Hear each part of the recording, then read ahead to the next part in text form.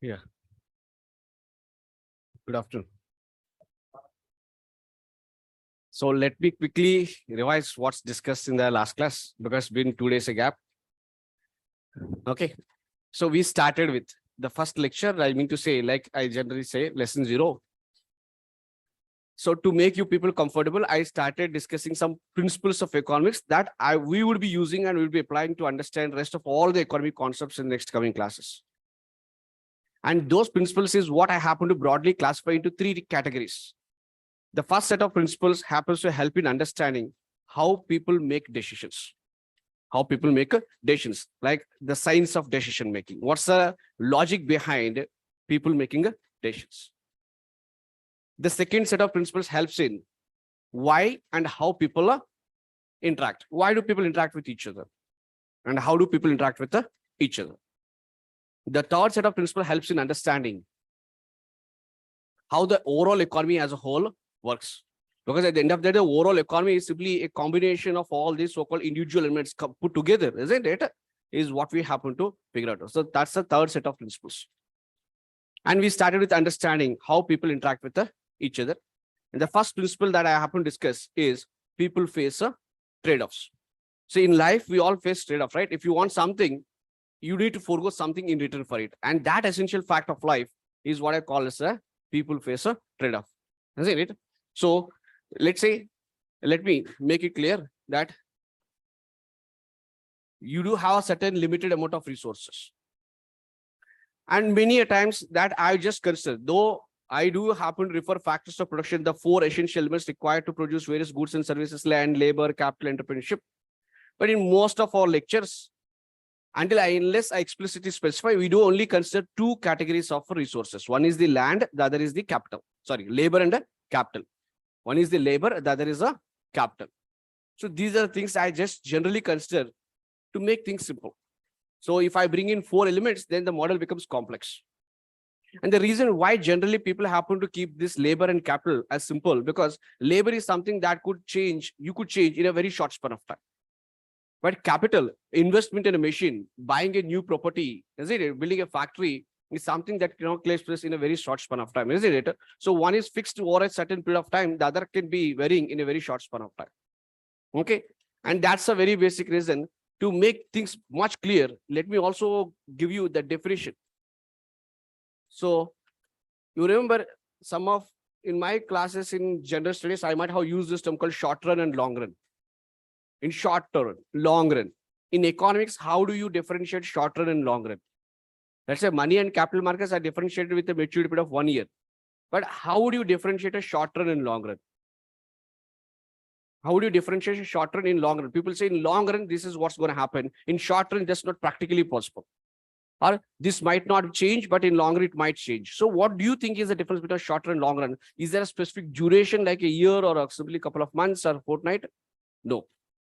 Generally, the very common practice is, you remember I said the factors of production refers to land, labor, capital, and entrepreneurship. So this is how we classify the factors of production. I mean, the most essential elements required to produce any good and service.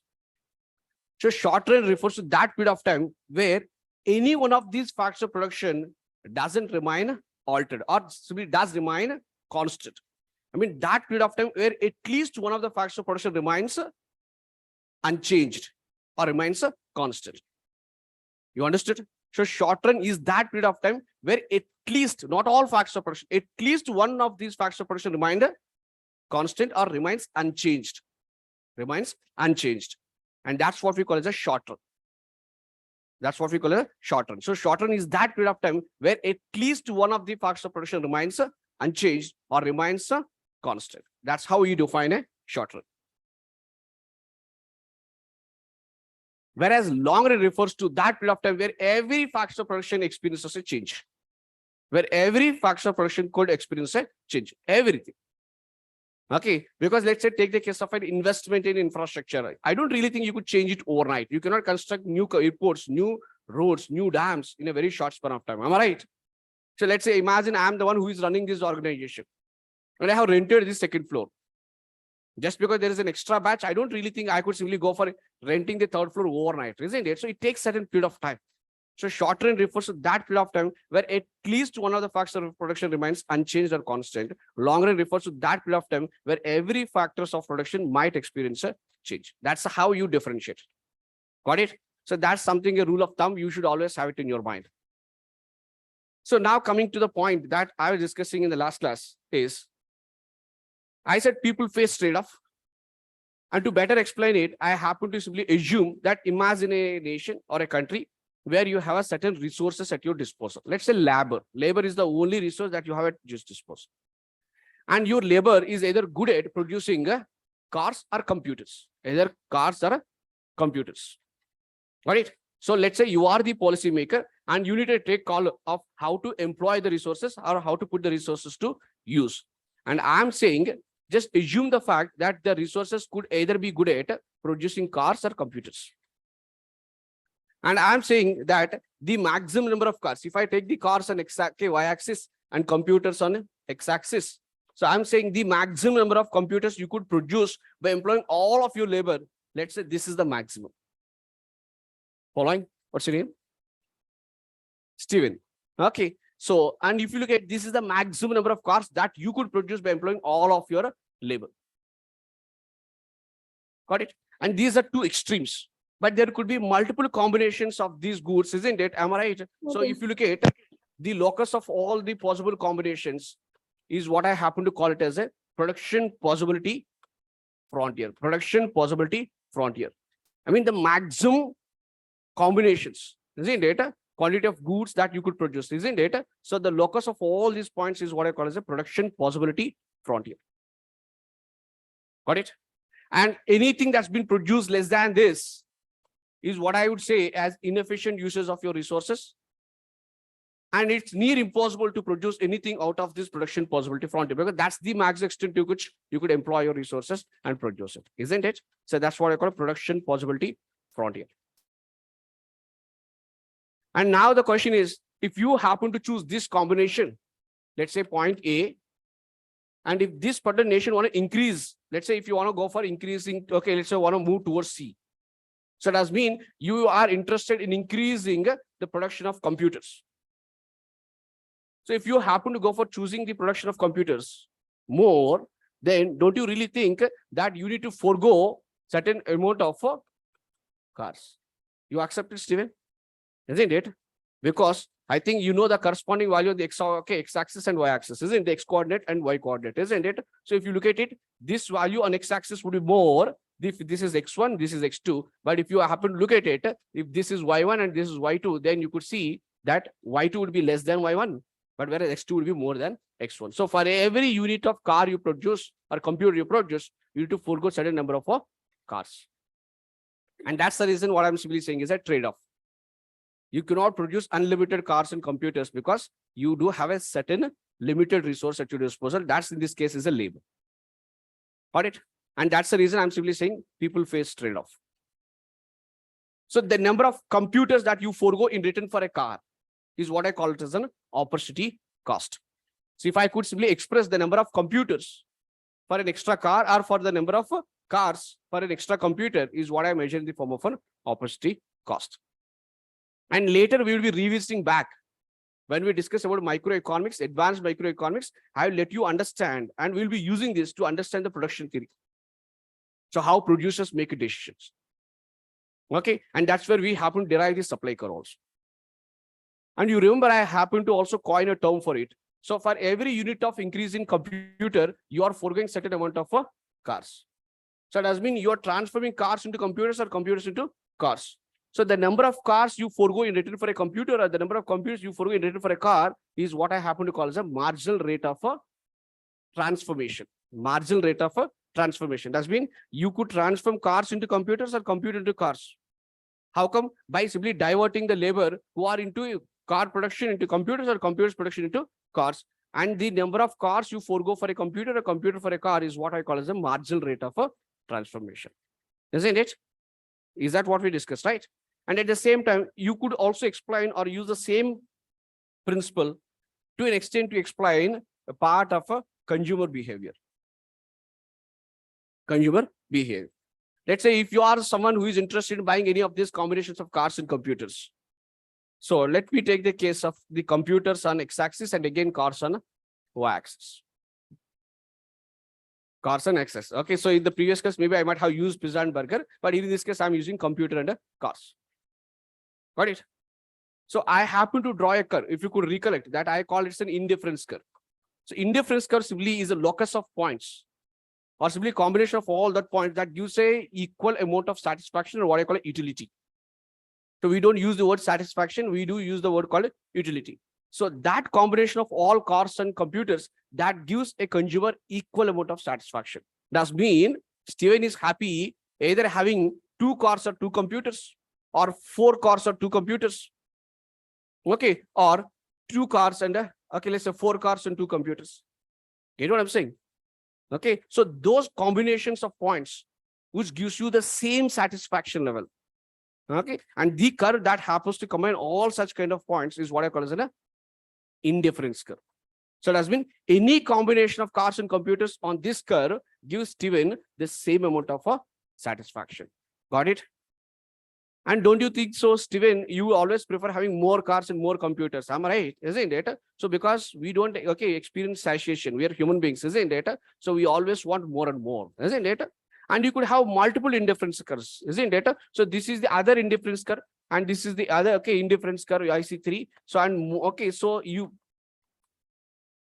the more you move towards the right side, the higher is the indifference curve you happen to attain. And what does it convey? That you are trying to maximize your satisfaction utility. So the satisfaction or the utility for the consumer on this IC1 is relatively less, but any combination on this particular curve is gonna be constant. And for the one who consumes this basket or this particular combination gives more satisfaction.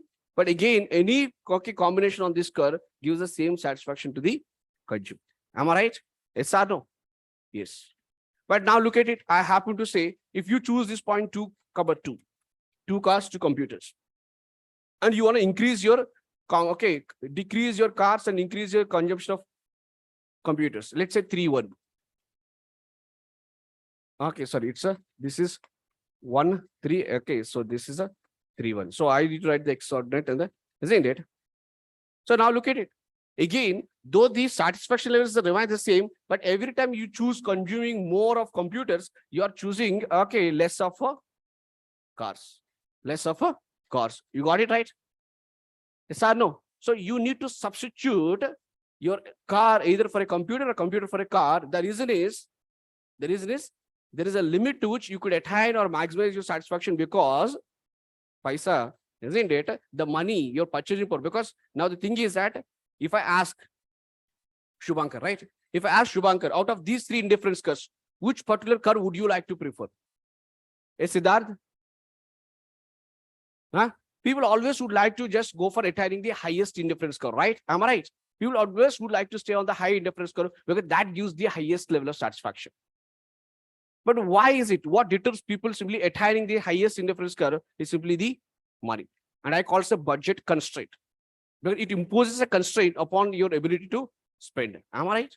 Isn't it? And henceforth, you could have multiple indifference curves, but there is a limit to which you could spend money. And let's imagine you could, at max, you could only spend that amount of money that could buy any of these combinations. In such case, at any point of time, because of your budget constraint, you cannot consume anything other than these combinations, right? So henceforth, if you intend to consume more of computers, then you need to forego consumption of cars. And the number of cars you need to forego to buy an extra computer, or the number of computers you need to forego to buy an extra car, to consume an extra car, I happen to call this as a marginal rate of a substitution. You're substituting. There I use a term called marginal rate of transformation. So the producer has to transform car to computer by simply employing these resources from this particular cars to computers. But a consumer, he has to substitute one for the other because there's a constraint to which, upon his spending capacity, isn't it? So that's what I call a marginal rate of a substitution. Got it? And this is something we will just explore later. And we just happen to, this would be the beginning for your understanding of your consumer theory. Look at it. The very simple principle that people-based trade-off itself is good enough to build a basic basis for both producer theory and consumer theory. Got it, Steven? Any confusion? Yes. The second principle that I happened to, so like these two curves happens to let you understand that if you want something, you need to forego something. And that trade-off is something a producer experiences and a consumer experiences. A producer and consumer together experiences. But the question is, how much and how much you're foregoing, and what is that rate of transformation, and what is that rate of substitution? That is something you could calculate or compute by simply going for a opportunity cost. And that's the reason the second principle happens to be the cost of something is what you give up to get it. The second principle of economics is the cost of something is what you give up to get it. So what is the cost of this marker? The MRP. So what am I expected to give up to get this marker is the cost, isn't it? And rather than simply saying cost, I would generally use a term called, in this case, opportunity cost.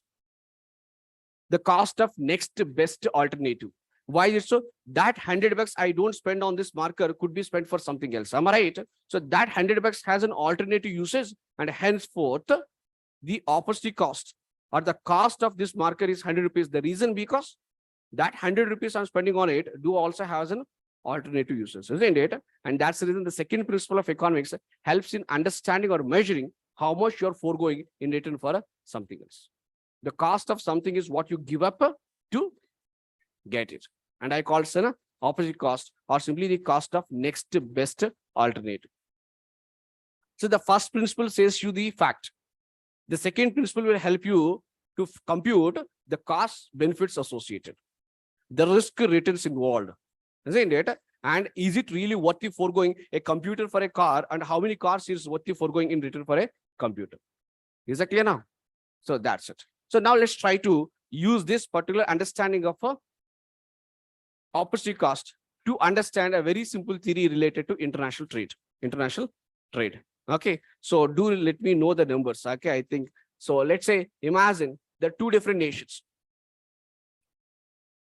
nation A and nation B, and both nations are good at producing. Okay, they are into cars and computer production, right?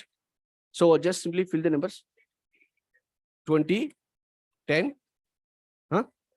30, 20. Okay, I just want to have the continuity. There's no, okay, they're not magic numbers, some random numbers, but we just let's have some continuity. Following. So Steven, okay, what does this so-called matrix say is, I'm assuming this is a nation A and this is a nation B. And assuming nations, both the nations do produce a similar basket of output. Okay, they are good at producing only cars and computers. These nations doesn't have any other opportunity or ability to produce any of these combinations. But what I'm assuming is nation A, by employing all resources, at max could produce 20 cars, or it could produce 30 computers. So these are the possible combinations. You remember the production possibility frontier that I have drawn? Isn't it? For nation A, it's something like 20 cars and 30 computers. 20 cars and 30 computers. And for nation B, it's 10 cars and 20 computers. So now it simply sketch the same thing and just draw a graph indicating the production possibility frontier for both nation A and nation B. Okay, everyone online, just simply present the same thing in the form of a graph. Draw the production possibility frontiers. So let that particular production possibility frontier be a linear curve. Not necessary you need to draw it as a curve. Just simply draw it as a linear curve. 10 connect simply does mean connect 20, 30 for A, and for B connect 10 and 20. So take it on x-axis. I hope you understood what I'm saying and what I'm asking and what is expected from you people. Okay, yes.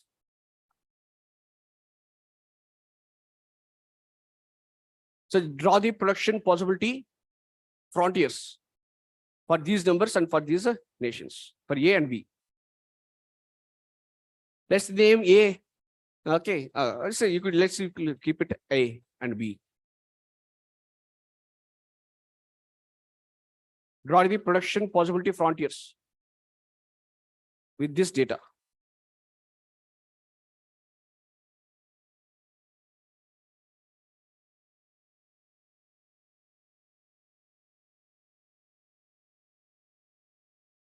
Let's say on x-axis is computers and y-axis is cars. So I'm simply assuming, okay, 5, 10, 15, 20, 5, 10, 15, 20, 25, 30 computers. Okay, and I could keep going on, 35, 40. Similarly, this is a 25 cars. So draw the production possibility frontier for A, nation A. So Mansi, so tell me, I don't want it simply a parabolic curve, just simply go for a straight line. That's enough. Okay, not necessary that it has to be. Okay, yes. Draw the production possibility frontier for nation A. 22. We'll join cars, 20 cars. So y-axis 20 and 30 on the x-axis. X-axis, isn't it? 20, 30. So this is for A. And for B? 10 to? 40, 10 and 20. 20 on the isn't it? Yes. So that's for a B. So one could easily look at the ability for A to produce both cars and computers in comparison to B is better, right? So A has an absolute advantage, isn't it? It's relatively good than compared to B in both cars and computers, isn't it? That's clearly visible, right? The numbers speak so, and even the cars, okay, even the cars is so, isn't it? Because the production possibility frontier of A is to the right of production possibility frontier of B. Henceforth, A seems to be good at producing both cars and computers, and that's what I call as an absolute advantage. And we'll move it from there, and let's try to compute the comparative advantage. Comparative advantage. That's mean comparative advantage mean that in comparison to A or in comparison to B, what am I good at? Let's say A either could choose 20 cars or 30 computers. So by employing all my labor, the maximum number of cars I could produce is 20 cars. Isn't it? That's my output. Or the other best thing I could do is 30 computers. So can I simply equate 20 cars is equal to 30 computers, because that's the two combinations of output I could produce, right? Am I right? Either 20 cars or 30 computers. This is for E. Isn't it? So iska matlab hai, can I write one car is equal to 1/5 of a computer? Isn't it? So that's mean every time nation A has to produce one car, on average has to forego 1.5 computers. Kashyap, Vedika, okay. Do you accept it? Yes. But now let's say for B, 10 cars is equal to 20 computers. So iska matlab hai B, for every one car, it has to forego 2 computers, right? 2 computers. Isn't it? And you could also write the other way around. Okay, for A, for every one computer, it has to forego 2/3 or 0.66 of a car, right? And for B, for every one computer, has to forego 0.5 cars. 0.5 car. You getting what I'm saying, Stephen? Isn't it? And I'm just calling it the opportunity cost. So what is that you are foregoing in return for something? Or how much worth of cars, or how many number of cars you are foregoing for every one extra computer? Or how many number of computers are foregoing for every extra car is what I call this as an opportunity cost. The cost of next best alternative. The reason is the labor that have been employed to produce an extra car could have been employed in producing 1.5 computer, isn't it? And that's what I'm calling as an opportunity cost of of these nations, either for car and computer for nation A and nation B is what I computed, right? Following? Yes. So now when I say just compare their opportunity cost, I mean the cost of next best alternative, and tell me when it comes to the production of cars. Let's take the case of production of cars. So who seems to have the highest? Who seems to have the highest opportunity cost? Who has the more opportunity cost? B, isn't it? B happens to forego more of computers for every extra car they produce. Am I right, Steven? Isn't it? So just simply, it seems to be complex, a car and computer, just simply express them in dollars, isn't it? So for every car, if you could express in terms of dollars, then you could easily make it out. For every one car, it costs you $1.5. For every one car for B, it costs you $2, isn't it? So who need to forego more? For an extra, for a car to be produced? B. Is it? It costs B relatively more in comparison to A to produce a car, right? Yeah, we are just comparing two different nations, right? So compared to nation A, it costs B more to produce a car because the number of computers I'm foregoing in return for a car is 2, whereas for A, it's going to be 1.5 computer. Is that clear now, Apiksha, Ria? Following? Any doubt? Okay. But whereas if you look at the computer, who has the more opportunity cost? A happen. So it costs A relatively more than compared to B to produce a computer. So the number of cars A is foregoing in return for a computer for A is much high than compared to B. You get what I'm saying? So now let me know. So if you just imagine if these new nations do come together, and happen to make up their mind and simply make a deal to specialize in what they are good at, and happen to make a trade deal. So what they happen to agree is, Steven, you do what you're better at, and I do what I'm good at.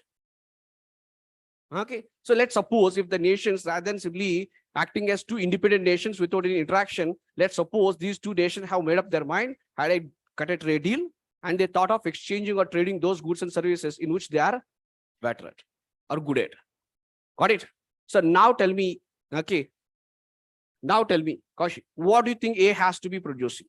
What do you think A should choose to produce? Car or a computer? Huh? Car. Why should A has to choose producing car? Because compared to B, because we are only considering two nations. So compared to B, A seems to be good at producing cars, isn't it? And compared to A, what is B is good at? Computers. So do every one of you accept it? Manoj bhai, Srishti, any doubts? And you could interrupt me at any time. That's what I'm saying. I would not keep on repeating. If you have any doubt, do let me know. Okay. Yes. So do all of you accept the fact that it makes sense for both A and B to come together and make a trade? And in such case, A should specialize in producing cars and B should specialize in producing computers. Got it? So is that clear now? Now let's try to go ahead and try to figure out the terms of trade. Terms of a trade. So terms of trade simply does mean I'm just trying to figure out how many computers that I need to forego in return for a car. So how much I'm expecting from B in return for every car I sell. Got it? So we ended up concluding the fact A should specialize in producing cars and buy computers from B, right? And B should specialize in producing computers and buy cars from A, isn't it? Now let's try to look at the terms of trade. So the number of computers that A would expect in return for a car and the number of cars that B should expect. Okay. Yeah, and of course, it seems to be okay, but it's not necessarily it's parallel because 10 and 20 is what I connected, and 20 and 30 is not okay what I connected, isn't it? So don't worry. Okay, I'm very poor in drawing. That's the basic reason. It seems to be parallel. Okay, yeah. So now got it. So now let's try to find out the terms of a trade, the rate at which these nations has to trade their goods and services. Got it? Yes. So now let's say. Again, so here is the computer and here is the car. Okay. And let's take the opposite cost now. Let's take the opposite cost. Okay. Or let's say A and B, the opposite cost. Got it? So let's say for every one car, okay, let's say I will just simply take it 0.5 car. Of course, they don't, I mean, literally a 0.5 car doesn't exist, but to make things simple, I'm just assuming. Okay, 0.5 car, 1 car, 1.5 car, and 2 cars. Similarly, okay, so somewhere around 0.5 computer, so 1 computer and 1.5 computer and 2 computers and 2.5. Let's assume that they exist. Got it? So now look at A, the opposite cost for every 1 car for A. Let's say for every 1 car, what do you think is for every, I'm just computing for every 1 car. So here in this case, I have taken, okay, in the previous case, I happen to simply take the number of cars and number of, now I'm simply listing out the opposite cost. So for every 1 car, the number of computers you would forego for A happens to be 1.5, isn't it? So this is something. So it does mean either you could choose to produce one car or 1.5 computer. Am I right? Yes or no? Isn't it? So for every one car, you need to forego 1.5 computers. Isn't it? So it does mean every time you think of increasing your production of cars by 1 unit, you have to forego 1.5 computers, isn't it? For B, connect the numbers. Okay, connect it. For every one car for A, how much is the computers it has to forego? 2.2, right? Isn't it? So for B, that's going to be. So for every one car, B has to forego 2 computers. Isn't it? So now what I have taken is the opportunity cost. Clear? Got it? And we already made up our mind because we are trying to compute the terms of a trade. Terms of a trade. So that means the rate at which A and B has to exchange the goods and services. In this case, cars and computers. Got it? So now tell me, Steven, put yourself. Wouldn't it be just a coordinate?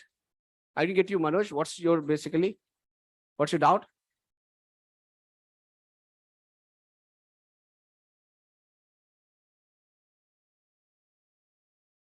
So, see, that's what I'm, Manoj. Please do ignore. The thing is that I'm simply trying to say for every one car.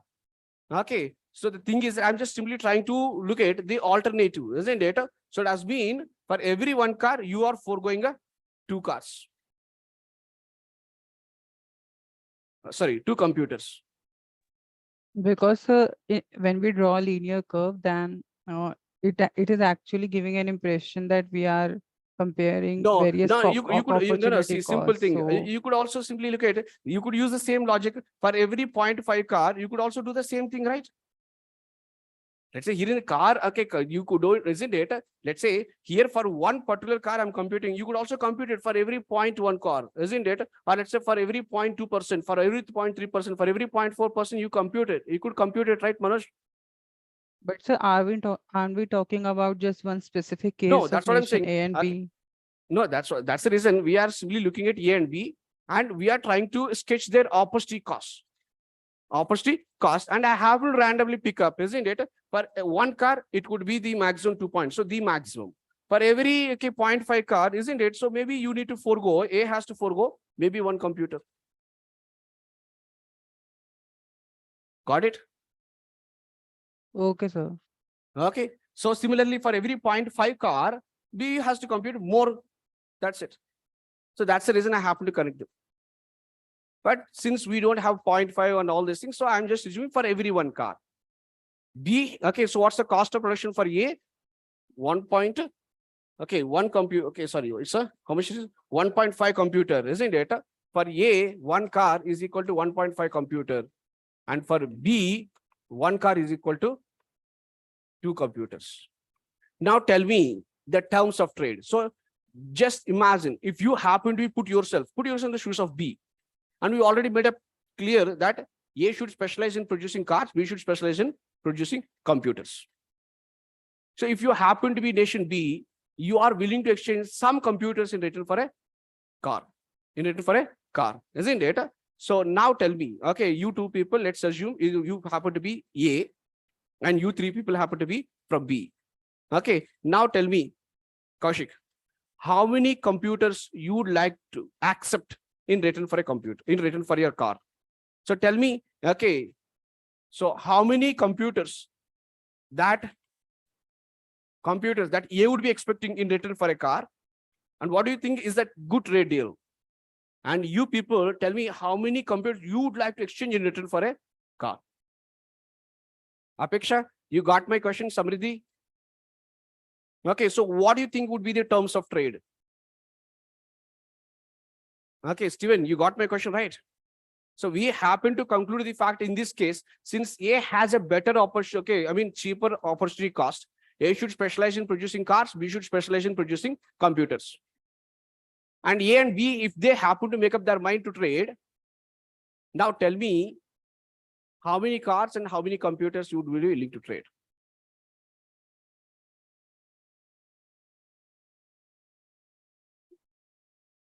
Huh? So let's say, imagine if A for every one car it sells, if it could get anything beyond 1.5 computer, is a good deal, right? Yes or no? Am I right? If A for every one car it sells to B, if it could get at least 1.4 computer which is 1.5 more, is a good deal. Is a good deal. So anything less than 1.5 computer for A is a bad deal. Why is it so?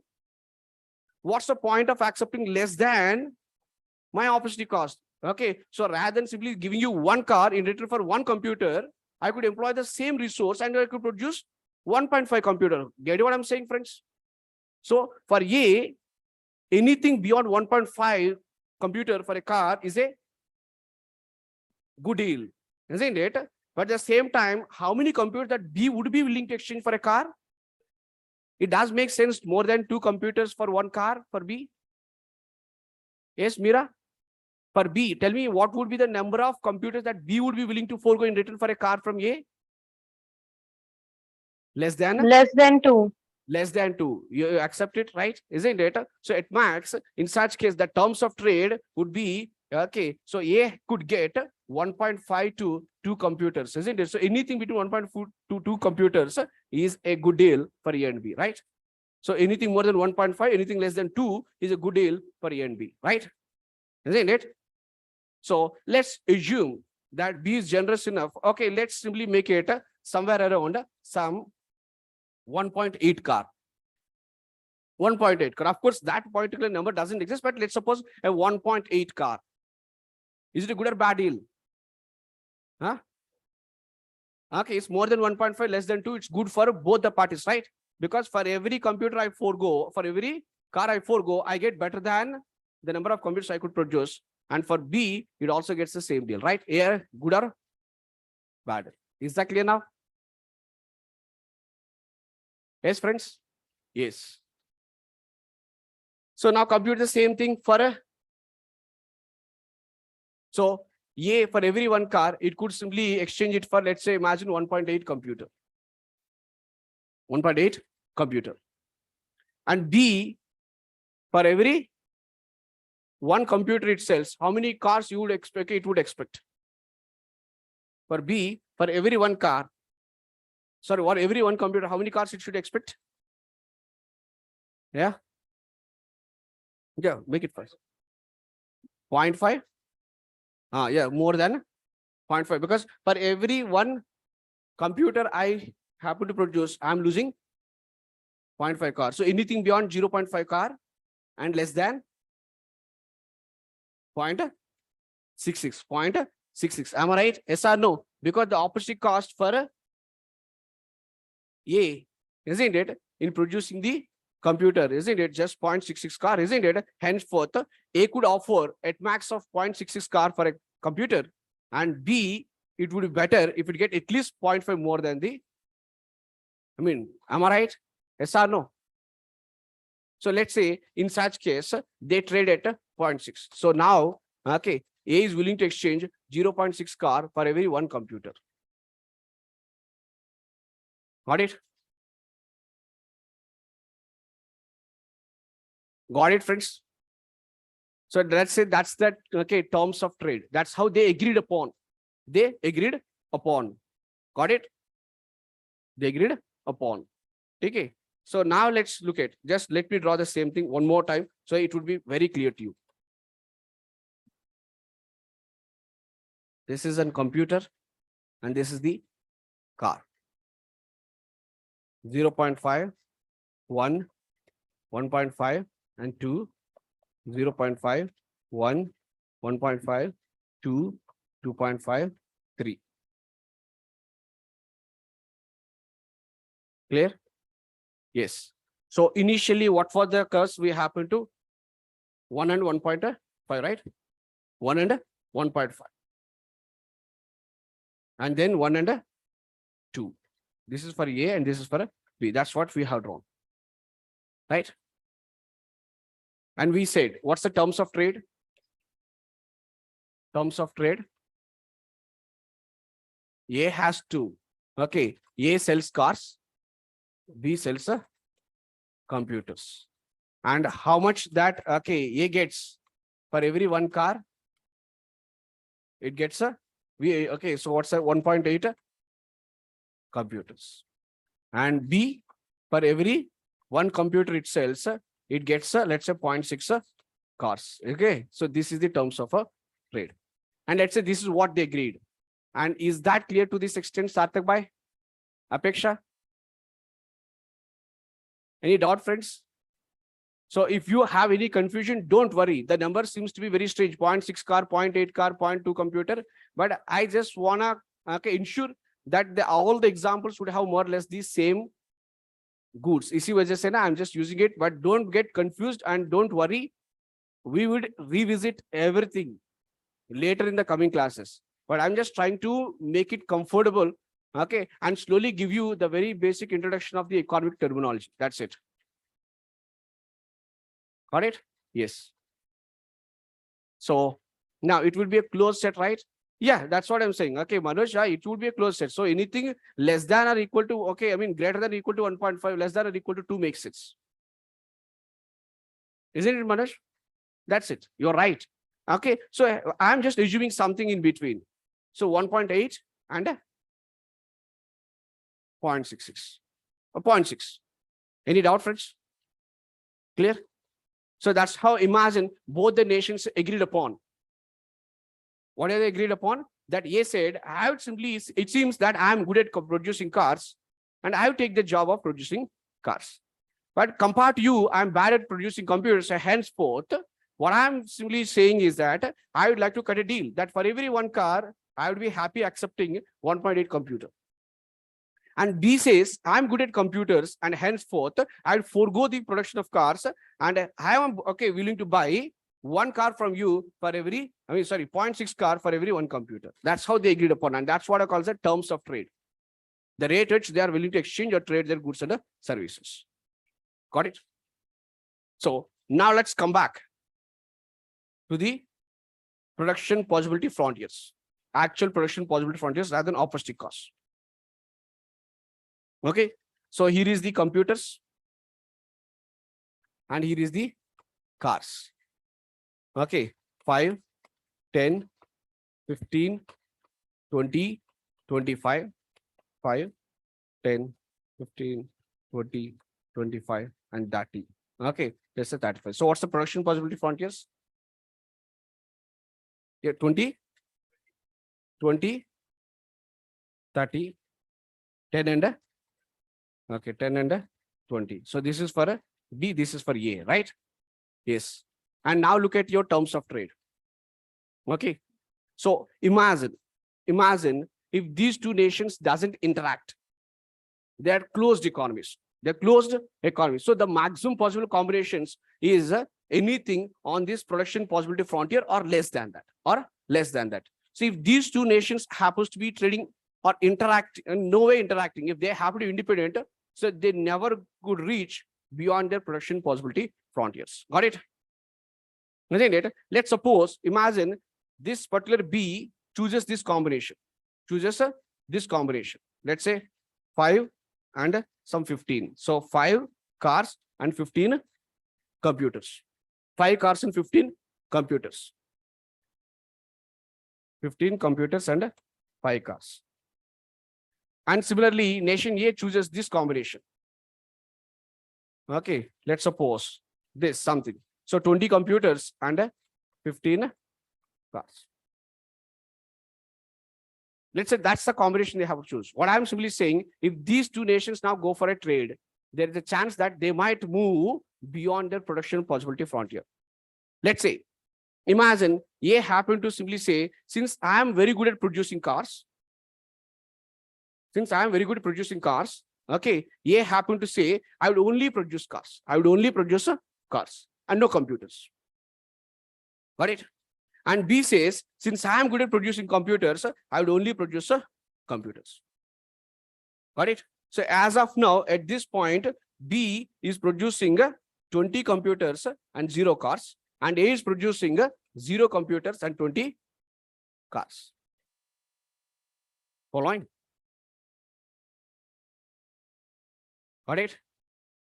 And now, since they happen to take the job of specializing their trade, what if they make a deal? Okay, so now let's say out of every 20 cars, if A out of every 20 cars is willing to simply trade, let's say 5 cars. For 5 cars, how many you get? What's the terms of trade? For every 1 car, how many computers you get? 1.8, right? Am I right? Yes or no? So for every 5 cars, you get 1.5, 8 computers. Isn't it? Sorry, for every 1 car, you get 1.8 multiplied by 5. How much it is? 9 computers. So it does mean A could produce 20 cars. A could produce 20 cars, trade 5 cars out of it, and it would be still left with 15 cars and 9 computers. 9 computers, isn't it? Am I right? Which might be more than the PPF, right? Am I right? Following. So if you are acting independently, it might not be a possible combination, but now you could produce what you're good at and trade it at a relatively better price with B, and you could attain a point that is beyond your production possibility frontier. You accept it? Mira, following? Any confusion? Mira?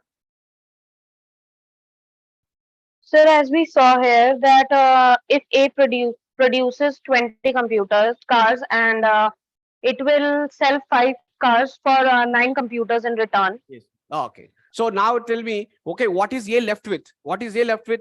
15 cars. Because out of 20 cars produced, it only traded 5 cars. So it has been left with 5 cars. And the rest of 15 cars, and the 5 cars traded with B has earned him 9 computers. So now what do you think is the maximum? Okay, so now what does A has?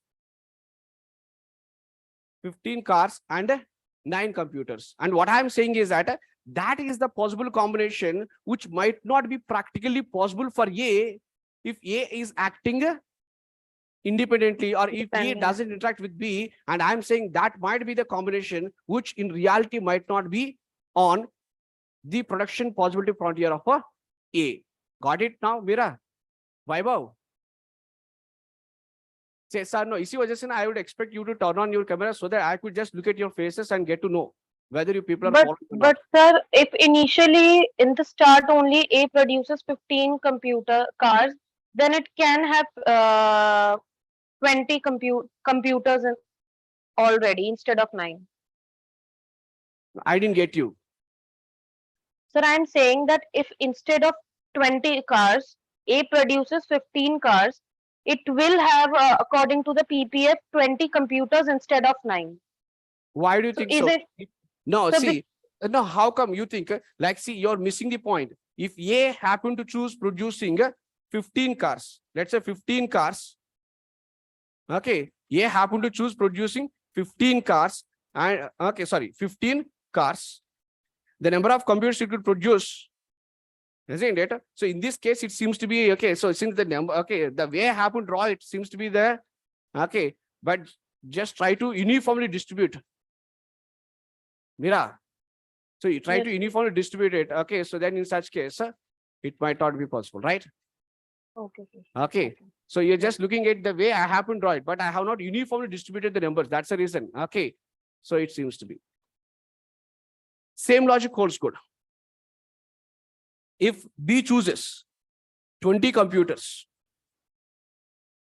got it, and trades, let's say, some 5 out of it, does mean it would be left with 15 computers, and 5 multiplied by 0.6 gives you 3 cars, isn't it? So you would be left with 3 cars and 15 computers, which might not be a possible combination for you if you are not acting, if you're acting independently.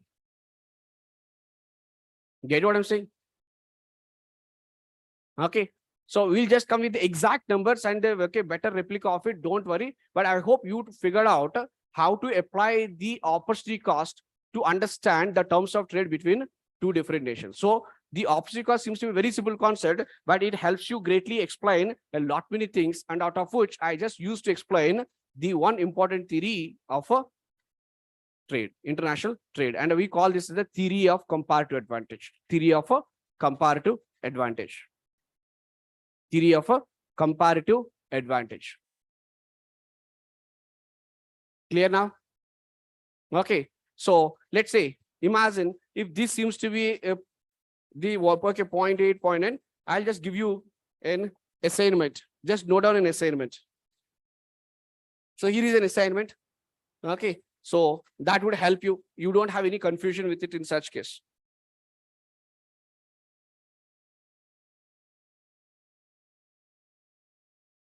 So the assignment here in this case. Okay. Just so it would be very easy for you. You don't have any confusion. Let's say here is the products happen to be TVs and steel. So let's say when it comes to steel, 1 unit, and TV 1 unit. That's it. Okay. And 2 different nations. One is Japan and the other is South Korea.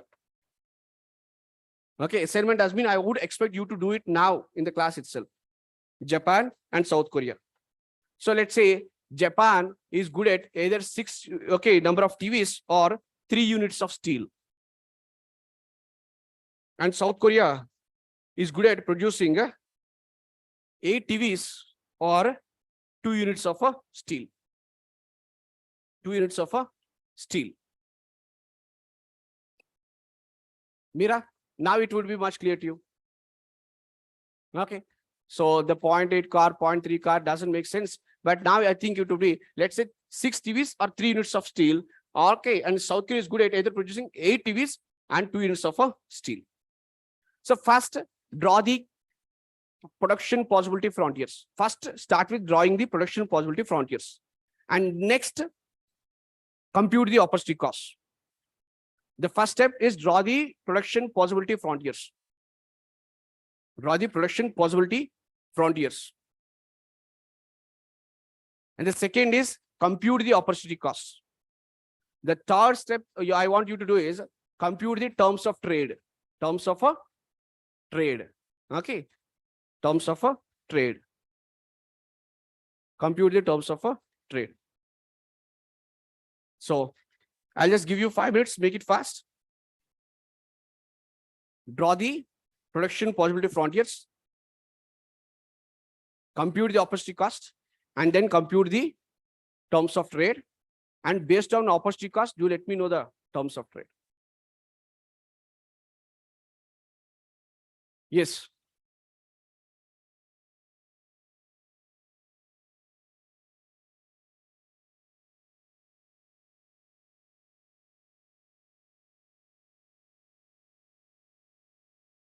Satak, am I going fast? Comfortable, right? Apeksha? Yes, sir, it is clear. Okay. So carry on, carry on.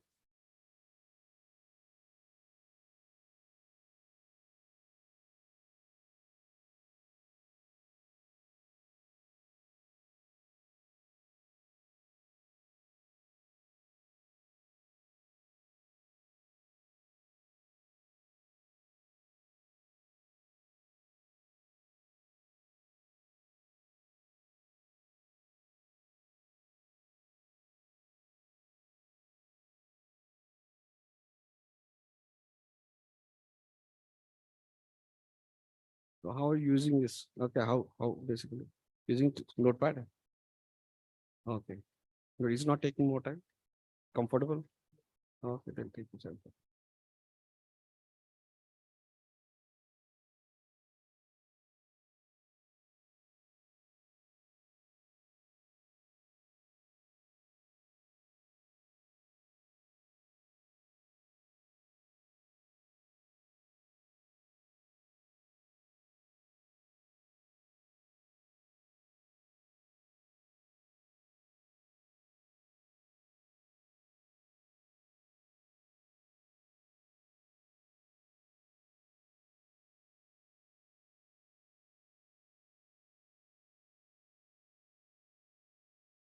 So,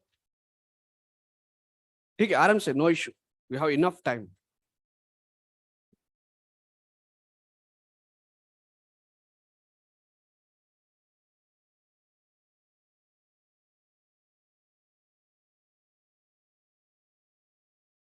Yeah, simply like what he is doing, just write the opposite cost here itself. 6 TV or 3 steel. And then, so 1 TV is equal to Isn't it? 6 TV or for Japan, 6 TV or 3 units of steel, right? Yeah. So you better write it here itself. So 1 TV is 3/6, right? 1/2 steel. So that's how you could write it. So it would be easy. Clear? So let's look at Japan. Same where Japan sells steel. Okay. Yeah. Go ahead. So now let's look at the opposite cost. So look at, take the case of Japan. 6 TV or 3 steel. That means for every 1 TV, for every 1 TV, you get 3/6, right? Of a steel, of a unit of a steel, right? Am I clear now, Mansi? So for every 3 units of steel, either it is 3 steel or 6 computers. So does mean for every steel, 1 unit of steel, you need to forego 2 TVs, right? That's the opposite cost, right? For Japan. Am I right, Mansi? And for this, either 8 TVs or 2 steel. So for every 1 TV for South Korea, it has to forego 2/4. That's a 1/4 of a steel. Am I right? Isn't it? And for every 1 unit of steel, it has to forego 4 television sets, right? Siddharth Rao, am I right? That's the opposite cost. And I'm not drawing the production possibility front here because I don't really think it's something complex and it requires, isn't it? Am I right? Yes. Okay. So who has the more, least opposite cost for a television set? Huh? Who has the least opposite cost for a television set? South Korea, isn't it? So South Korea has least opposite cost for television set because for every 1 television set, it only need to forego 1/4 of a steel. But whereas for Japan, it has to forego of a unit of steel. So it costs more for Japan in comparison to, you see what I'm calling it a comparative advantage. Isn't it? In comparison to South Korea, it makes sense for, in comparison to Japan, South Korea is good at producing steel. TV. And when it comes to steel, who has less opposite cost? Japan has a less opposite cost in producing a steel. So now tell me, Vedika. Okay. So who has to produce steel? Japan, Japan. Who has to produce television sets? South Korea. South Korea. Now let's try to find out the terms of trade. So to find out the terms of trade, rather what I do is, here is the steel and here is the television sets. So I'm simply trying to sketch the opposite cost.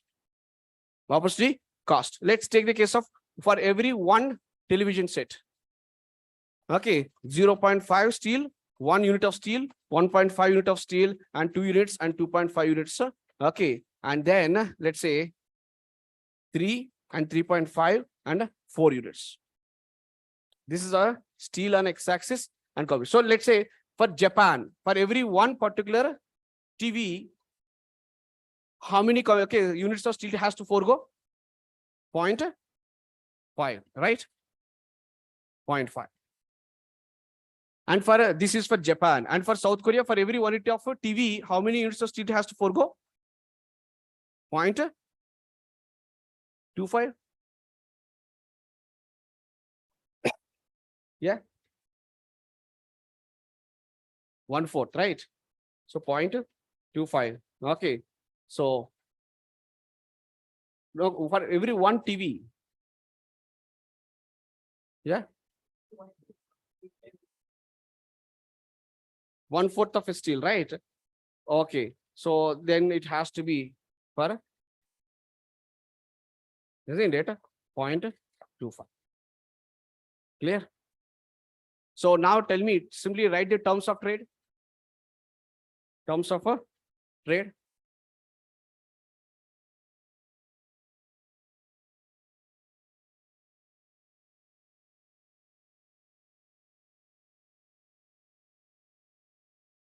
No, what I'm simply asking, you just simply got confused to what I asked. So you're not simply drawing the opposite cost. Okay, you're missing the point. See, here is the steel. Okay. And here is the television sets. For every 1 TV, what is the opposite cost for Japan with respect to steel? So for every 1 TV, It could 1 units of steel, 2 units of steel, 3 units of steel, or 4 units of steel, 5 units of steel, and 6 units of steel. So look at Japan. Either it could produce 1 unit of TV, and for every 1 TV, okay, how many units of steel is foregoing? 0.5, right? Very good, isn't it? So in fact, okay, the previous one, got it. Okay, so now write the terms of trade.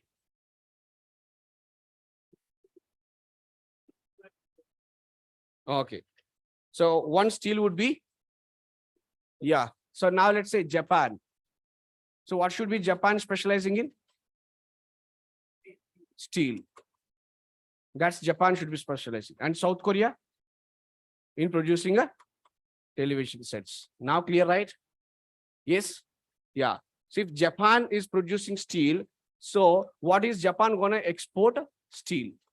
So for every 1 steel, it would expect some number of television sets. So tell me, it has to be, what should be the ideal television set Japan has to export in return from South Korea?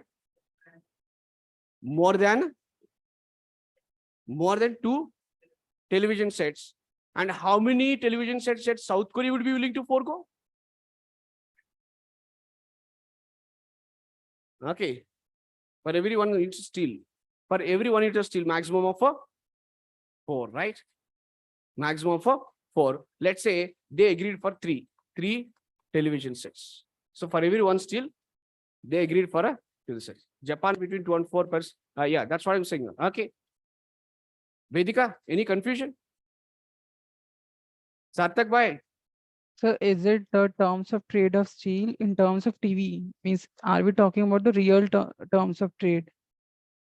Yeah, that's what I'm saying. See, the thing is that we have concluded the fact Japan is relatively good at producing steel and South Korea is relatively good at producing television sets based upon their comparative advantage. Now I'm simply asking you the terms of trade.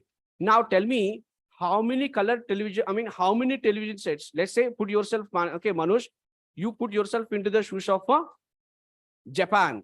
Since you made up your mind to produce steel, okay, that's what you're good at, and you're willing to trade the steel in return for a TV. Tell me what would be the number of television sets you would like to accept in return for every 1 unit of steel. It should be more than your opportunity cost, isn't it? Anything less than this doesn't make sense, right? Isn't it, Manoj? Would you like to accept 1 unit of steel? Oh, sorry, 1 particular television for 1 steel? 1 unit of steel? Say yes or no? Manoj? Got it? That's it. So you would be happy accepting anything between 2 to 4. The reason is you would be accepting anything more than 2, but the other party is not willing to accept or trade 4 television sets, right? Preeti? Isn't it? So let's say they agreed upon 3 color television sets. 3 color television sets. And now let's say South Korea. So what is it good at? Okay, 1 television. Okay, let's say for every 1 television set, so how many units of steel it would be expecting? 0.25 to 0.5. Am I right? Isn't it? 0.25 to 0.5. So let's cut down to, okay, so for 1 television set, let's cut down to 0.25 to 0.5 is, let's say, some 0.4. 0.4, isn't it? So 0.4 units of steel. 0.4 units of steel. Okay. So now let's try to imagine this is the terms of trade. And now let's come to their original TPS. This is the steel. This is the television sets. This is the television sets, isn't it? So 6.3 and 8.2, right? 6.3. Okay. So Japan 6 and 1, 2, 3, 4, 5, 6, 7, 8 units of steel. Isn't it? 5, 4, 3, 2, 1. So 6 TVs or 3 television sets. And this is for Japan. For South Korea, 8 TVs, right? So in fact, it has to be 7 and 8. For South Korea, 8 TVs and 2 steel. Got it? This is for South Korea. Am I right? Isn't it? Okay. Now, Mira, I hope your doubt would be much clear now. Okay. Let's suppose they made up their mind and South Korea happened to say that I will only produce television sets. And Japan said I will only produce steel. Isn't it? So in such case, if Japan is specialized in only producing a steel, what it is good at, so the maximum units of steel that Japan could produce is 3, right? And how many televisions that South Korea could produce? 8. Clear? Following? Yes. So South Korea produces 8 units of steel and Japan produces 3 television sets. Okay. 3 television sets, right? Japan, sorry, 6 television sets, right? Okay, sorry. Okay, Japan produces the steel and South Korea produces television sets. So what do you think is the maximum number of television sets South Korea could produce? 8. So 8 television sets is what South Korea is producing. And how many units of steel Japan produces? What it is good at? 3 units. 3 steel and 8 TVs. Now let's suppose Japan happens to simply offer one television set for offer one particular unit of steel for a TV, isn't it? So if you forego one particular unit of steel, how many TVs you get for it? 3 TVs. So now Japan would be left with 2 units of steel and 3 TVs. And what would be South Korea would be left with? Okay, so 3 is being traded. So 5 television sets and you got 1 unit of steel. So now look at it. Okay, South Korea has 1 unit of steel, 5 television sets. And Japan had 2 units of steel and 3 television sets. And don't you just simply try to figure it out? 1 steel and 3, 5 TVs for South Korea, isn't it? So 5 TVs, right? Sorry, 1 unit of steel and 5 TVs, isn't it? Am I right?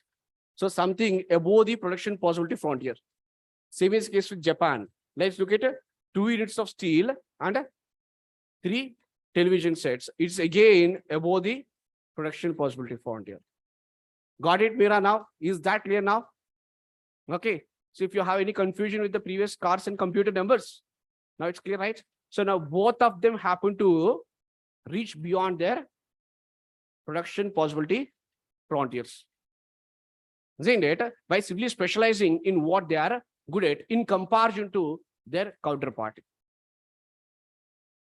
Okay, so that explains why I've been saying in one of my general studies class, generally I would say trade is always a win-win game. It's not a zero-sum game, it's a win-win game.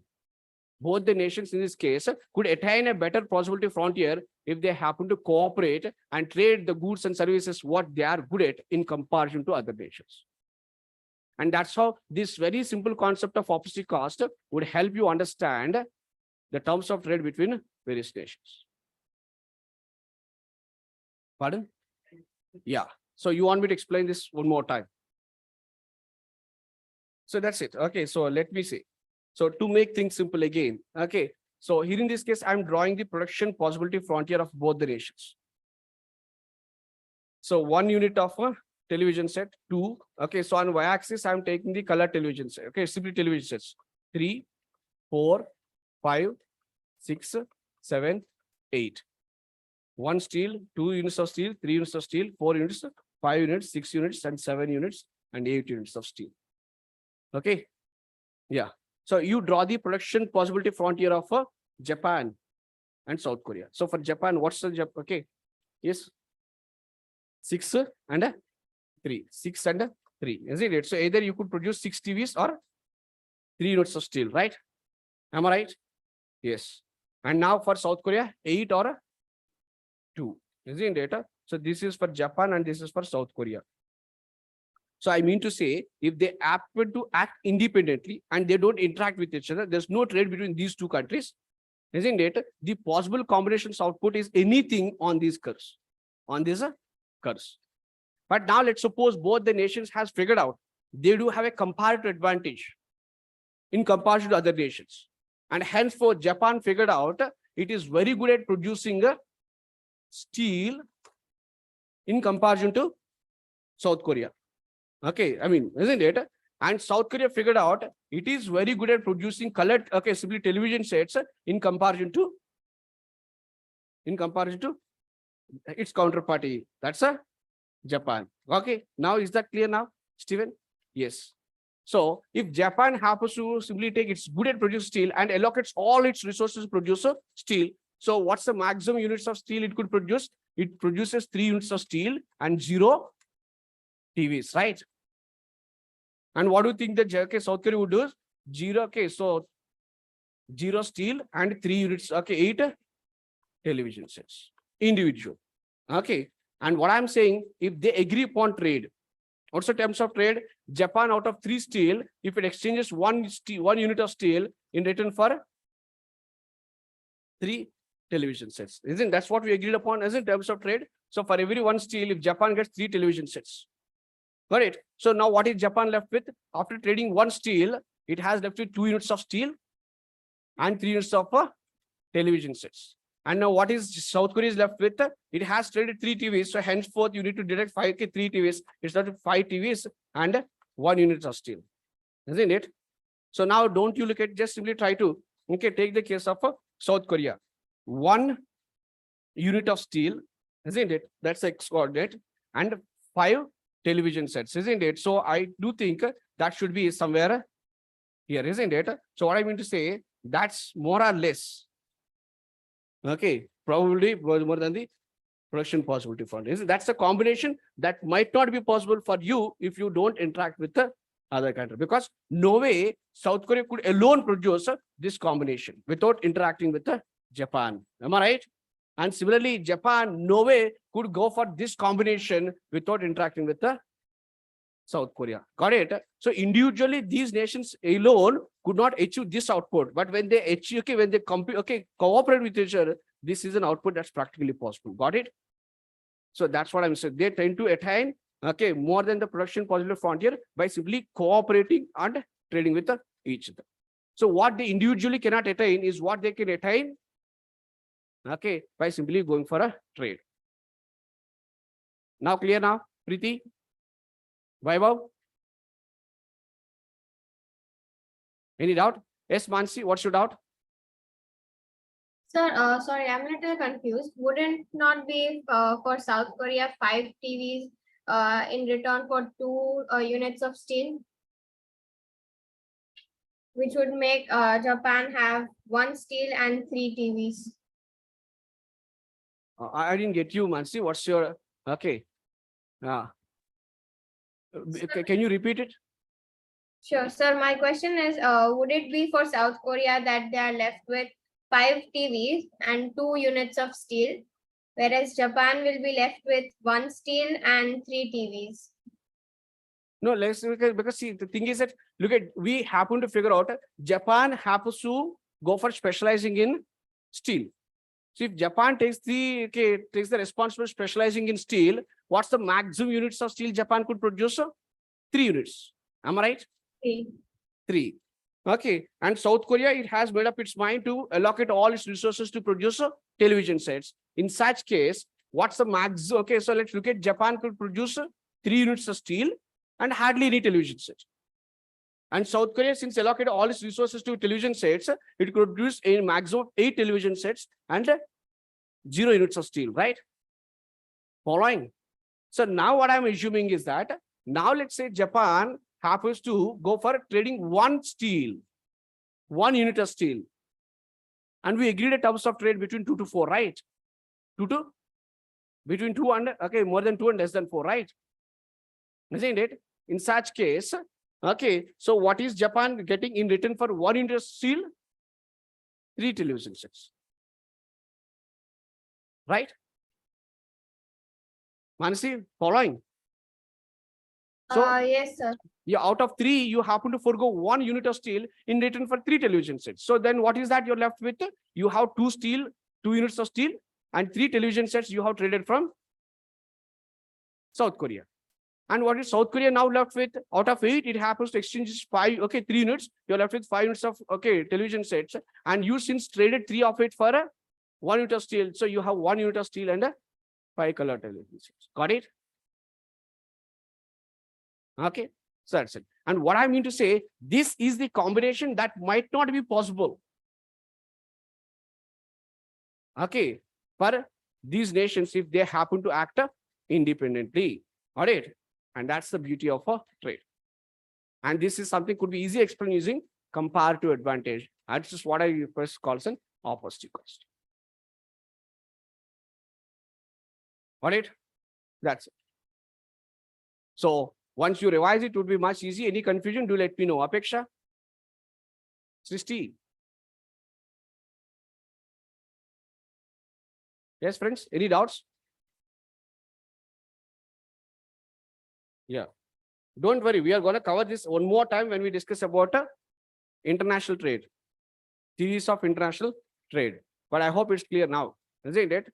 Yes. The first principle we have to figure it out. People face trade-off. The second principle happens to be the opportunity cost. The cost of something is what you give up to forego in return for it. The cost of next best alternative. Okay. So now let's look at the third principle. The third principle that happens to be rational people. Rational people think at a margin. Rational people think at a margin. Rational people think at a margin. Generally, economists do assume every person happens to be acting rationally. Generally, that's how we generally perceive that every individual acts rational. Rational people think at a margin. So what's margin? Extra. So in simple terms, margin is something called a extra. So it does mean every time you happen to make a decision, you always look at not the average cost. Basically, you happen to look at the marginal revenues and marginal costs. I mean, the extra cost involved, the extra benefits involved, the extra risk involved, the extra returns involved. So we always look at the margin. And that's what we happen to, okay, speak in terms of third principle of economics. Got it? Yes. Like okay, you might be aware of the fact that's the diamond water paradox. Diamond water paradox. Let's say out of diamond and water, which is more useful for life? Water. So it has more value in terms of usage. But this has a less value in terms of usage, but it has a more value in terms of exchange. It has more value in terms of exchange. Diamond, isn't it? So that explains the reason. Why? Why is it so? Something that has more value in terms of usage has a less value in exchange. Something that has a less value in terms of usage has more value in exchange. What explains this paradox, Meera? Maybe Yes. because, sir, we have more amount of water than diamond. Okay. So we have more amount of water than compared to diamond. Okay. So is that okay? Why don't you put it in the other way? Demand, supply. Okay. In fact, so what I'm simply saying, give me an explanation using this principle. You're right, Meera. I'm not saying you're wrong, but just explain me using this principle. That's rational people think at margin. Yes. Explain me, okay, using this principle. Rational people think at a margin. Margin has been extra. It's as simple as that. Let's say, Meera, if I offer you a glass of water, I mean, you are highly thirsty, and if I offer you a glass of water, would you be happy? What would be your Yes, sir. satisfaction levels? So very happy. Very high, isn't it? When you are highly thirsty, if I offer you a glass of water, the satisfaction levels would be very high. Second glass of water, would you derive the same little less. satisfaction? Less. Third, fourth, fifth, sixth, Keep on reducing. it keeps on reducing, isn't it? But Reducing. someone offers you a diamond ring, isn't it? Okay, if someone offers you a diamond, for every additional unit of diamond, would you, okay, your satisfaction levels rather rise or fall? It will rise. Isn't it? So look at, for every extra diamond that gets added to your pocket and has been gifted to you, your satisfaction levels keeps on increasing, isn't it? So the marginal satisfaction or the extra satisfaction you derive by simply having one extra diamond is gonna increase, and henceforth we prefer having more of diamonds. But the extra satisfaction or the marginal satisfaction that you derive by simply consuming extra glass of water reduces, isn't it? Henceforth we prefer less water, but we do prefer more and more diamonds, isn't it? That's it. Because we are rational people and we always think at a margin. Okay. Yeah. Now let me see. Okay, to what extent you better understood it. Let me give you a simple question. Imagine it costs $10,000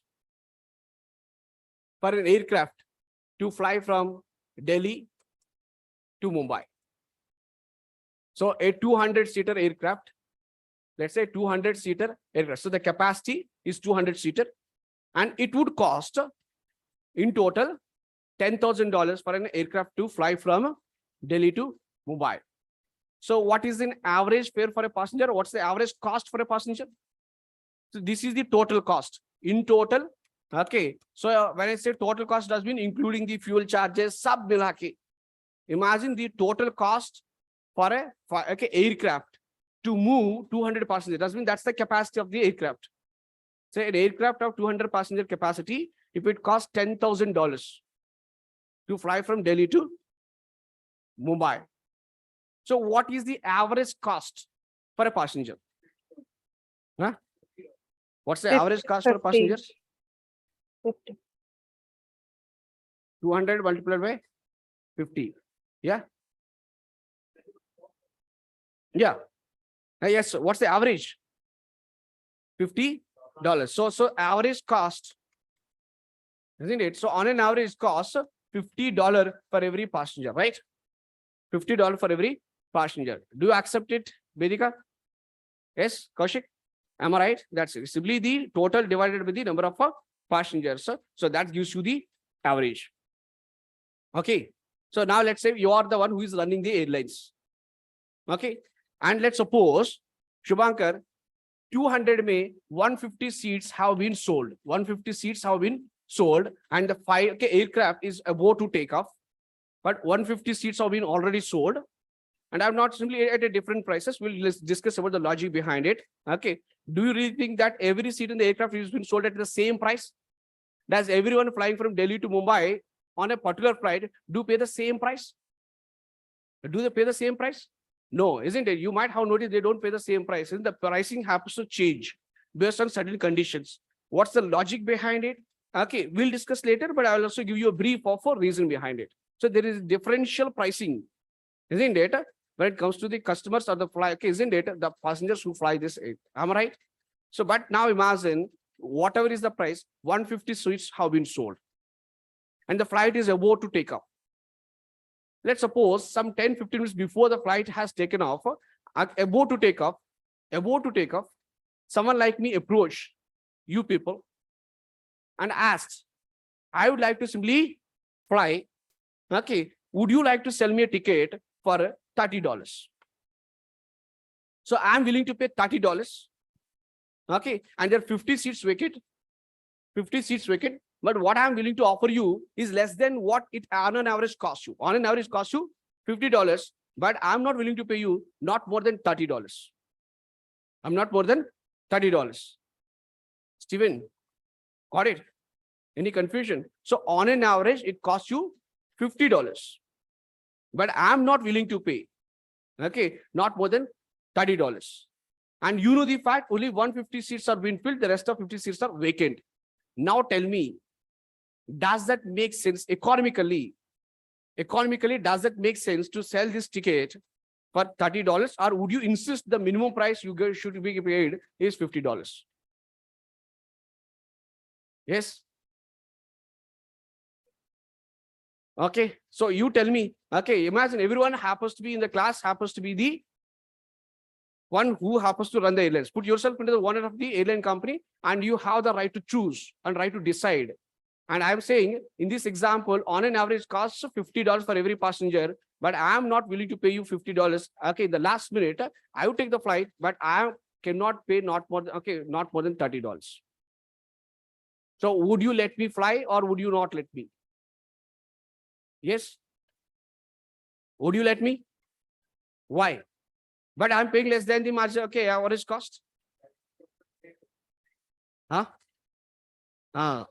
Isn't it? So look at it. See, in the absence of not taking me, if you fly, isn't it? So you lose that $30 I'm paying, right? Yes or no? So look at, though on an average cost you $50, but the marginal revenue, the extra revenue you'll get is $30, though it's less than the average cost, but this marginal revenue is less than your marginal cost. Because what is the cost that you need to incur in letting me fly your aircraft is simply hardly you would serve. If it's an Indigo, you hardly serve only glass of water. That's it, isn't it? So the extra cost that you need to incur in simply letting me board your flight is negligible, right? Am I right? Because anyway, the flight has to move from Mumbai to Delhi to Mumbai, and it's gonna cost you 10,000. Well said, 10 passengers, 100 passengers, 200 passengers, that's the money you're bound to spend.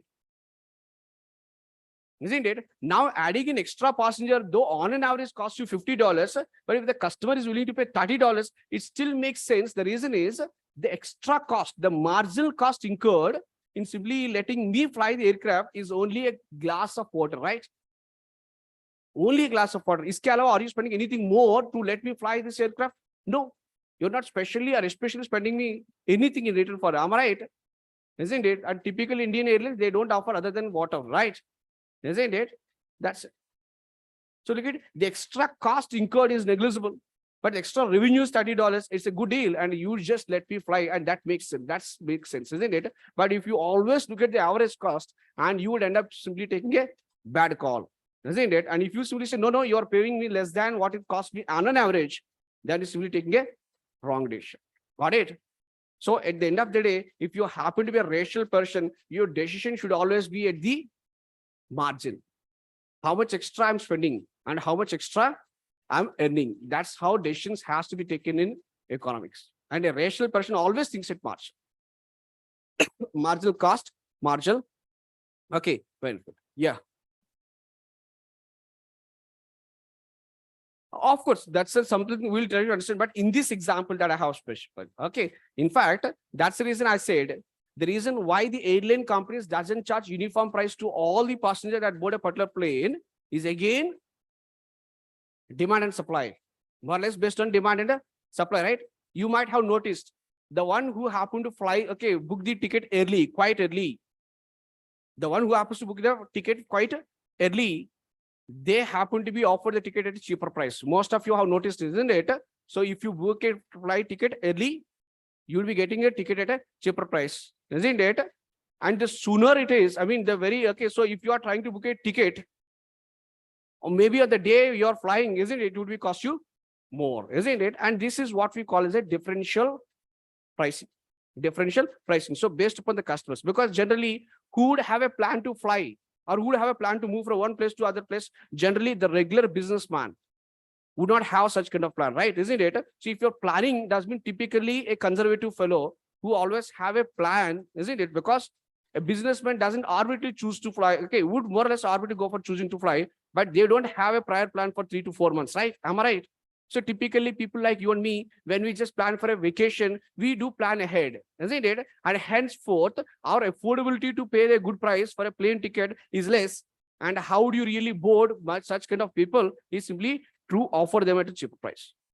But the one who happened to book a ticket very near to the date of journey is the one who is basically badly in need of the ticket, isn't it? It's conveys the fact he's badly in need of the ticket, isn't it? And henceforth, you could extract as much money as from him and you charge an extra, okay, a relatively good amount of price. And that's what we call a differential pricing strategy, which we'll discuss when we discuss about microeconomics, and it will be more interesting. I hope you understood.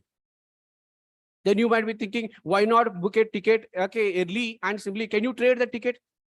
No, because that is a ticket that cannot be traded. And that's the reason these so-called airlines would differentiate between one passenger to the other passenger, because that service I sell to one passenger cannot be freely traded with the other passenger. Other passengers. That's how the airlines could discriminate between the passengers and could extract money from passengers. Got it? Okay. It's as simple as that. Imagine there is a patient who comes to me, a regular patient who comes to me. Got it? And I offered him simply a medical advice at 100 rupees. Can he trade my medical advice in return for a 10 rupees to any other patient?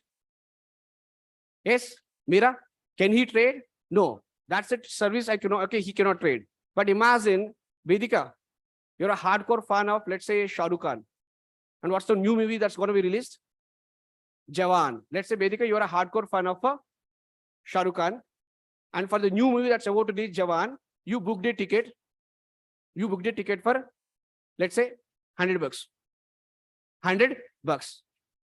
Okay. And you have got the seat allocated. But Mansi is much more hardcore fan. Isn't it? And she's willing to pay. Unfortunately, she didn't get a ticket for the first show for, okay, on the first day.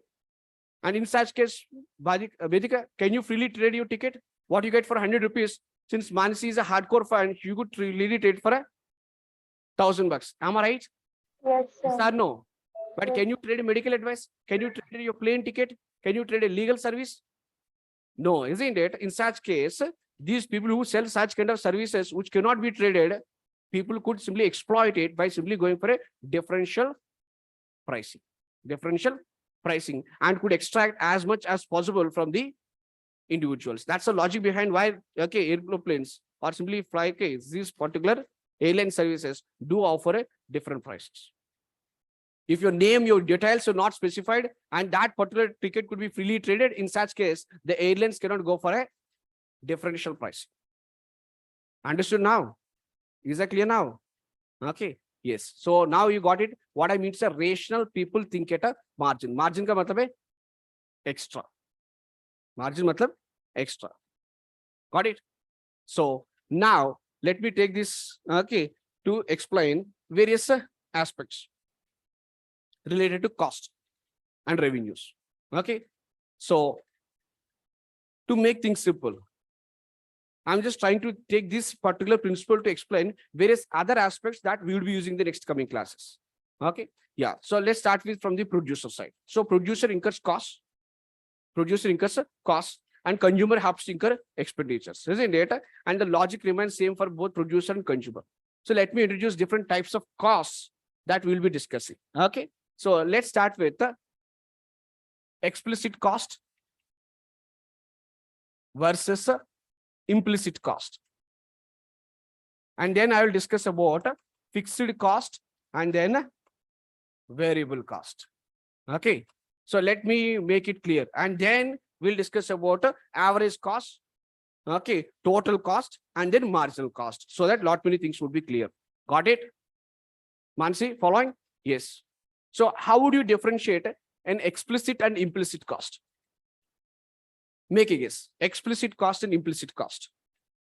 How would you differentiate an explicit and implicit cost? Yes. Explicit cost would be related to the cost of all the factors of production which are employed for producing the good. Okay. Then what is an implicit cost? Sir, I think it would also include the opportunity cost, which is incurred, which is not like given in accounting cost, but is included in economic cost. Very good. Very good. Okay. So very good. Okay. I hope you understood what Sarthak said, but let me make it clear. Okay. Explicit costs refers to those costs which incur or which results in outflow or outlay of certain amount of money. So explicit costs are those costs which results in certain outlay or outflow of some money from your pockets. Some money from your pockets. Okay. That's what's an explicit cost. But implicit costs are those costs which might not result in any outlay or any spending, okay, or any money from your pocket, but that results in certain opportunity costs attached. Let's say, imagine I'm very good at computer coding. I'm very good at writing a computer code, and I has the potential to earn $100 for every 1 hour. Let's suppose. I'm just giving an example, my friends. Explicit cost and implicit cost, the difference. Explicit cost results in outlay of some money. So it does mean you're gonna explicitly spend some money for it. But okay, implicit cost are those costs that are involved, okay, wherein there is no outlay of money, but it would result in certain opportunity cost. Okay. So in fact, people call this implicit cost as economic cost whereas explicit cost as a accounting cost. Accounting cost, because if you look at an accounting, that's where accountants and economists differ. Economists and accountants differ. And that's a difference between a typical accountant and economist. Accountant only keeps a track of what is coming in, what is going out.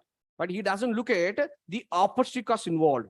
The opportunity cost involved. But an economist always looks at not only the money moving in and out, you also have to account the opportunity cost.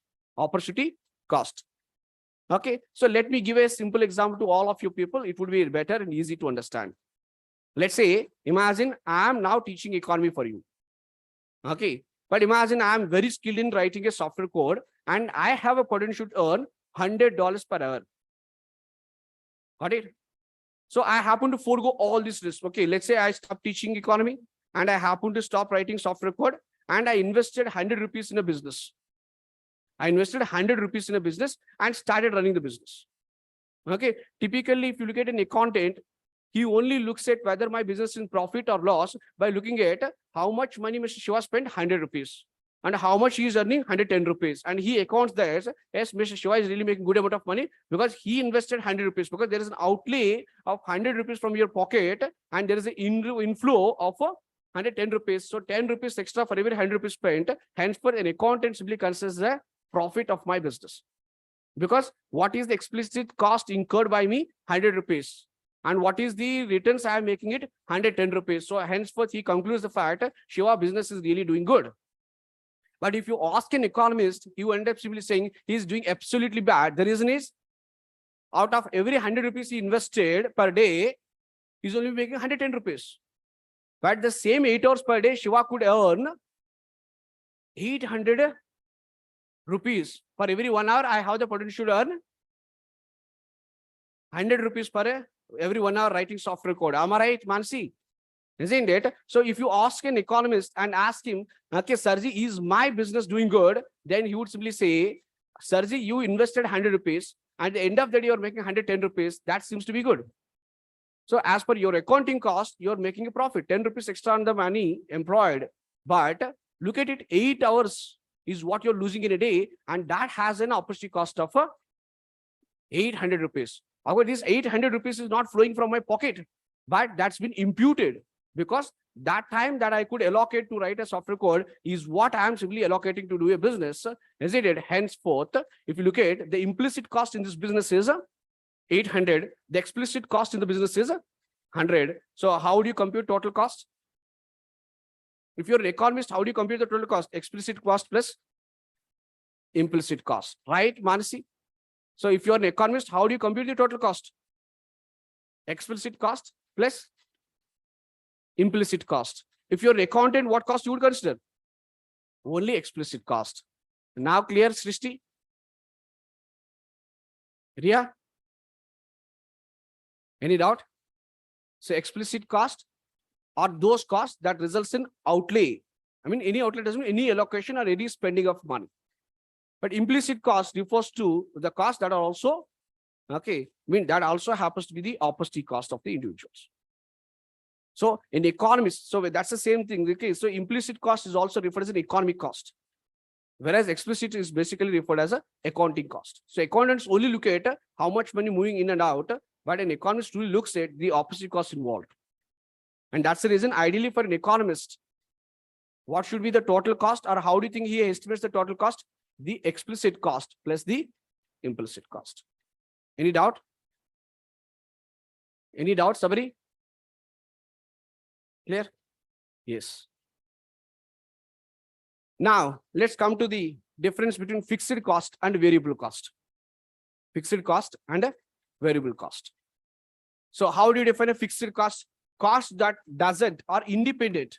Costs that are independent of the volume of production, the quantity of goods and service you produce. That's what's called a fixed cost. I mean, those costs that doesn't change.